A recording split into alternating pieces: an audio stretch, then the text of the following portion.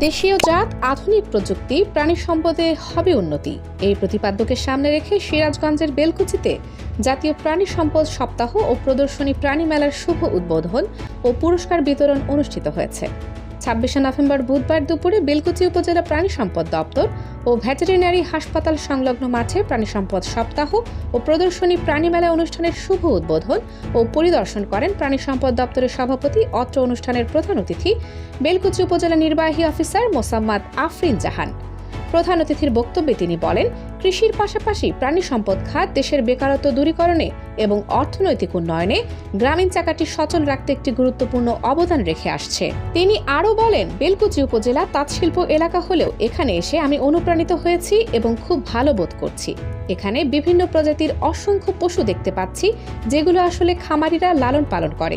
আমাদের প্রাণী সম্পদ খাত যে এতটা এগিয়েছে আমার এত ধারণা ছিল না।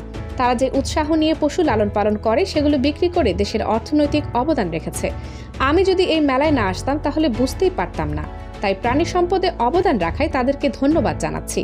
প্রাণী সম্পদ সপ্তাহ ও প্রদর্শনী আলোচনা সভায় সভাপতিত্ব করেন বেলকুচি উপজেলা প্রাণী সম্পদ কর্মকর্তা ডাক্তার মোহাম্মদ নাজমুল হাসান। বিশেষ অতিথি হিসেবে বক্তব্য রাখেন বেলকুচি উপজেলা কৃষি কর্মকর্তা সুকান্ত ধর, বেলকুচি থানার এসআই সবুজ কুমার ঘোষ, বেলকুচি উপজেলা প্রকল্প বাস্তবায়ন কর্মকর্তা মোহাম্মদ হেলাল উদ্দিন, উপজেলা যুব উন্নয়ন কর্মকর্তা মোহাম্মদ জহুরুল ইসলাম, বেলকুচি রিপোর্টার্স ক্লাবের সভাপতি মোহাম্মদ রেজাউল করিম, সাধারণ সম্পাদক মোহাম্মদ আব্দুল আলিম, সাংগঠনিক সম্পাদক মঞ্জুরুল ইসলাম সহ বিভিন্ন ইলেকট্রনিক্স ও প্রিন্ট মিডিয়ার সাংবাদিকবৃন্দ এবং খামারের কর্মকর্তা, মেলায় অংশগ্রহণকারী বিভিন্ন পর্যায়ের নেতৃবৃন্দ উপস্থিত ছিলেন।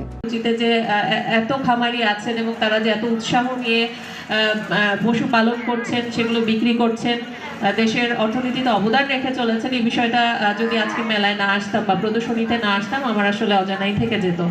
তো আমি প্রাণী সম্পদ খাতের যে অবদান, সেই অবদানের জন্য তাদেরকে ধন্যবাদ জানাচ্ছি এবং এই আমার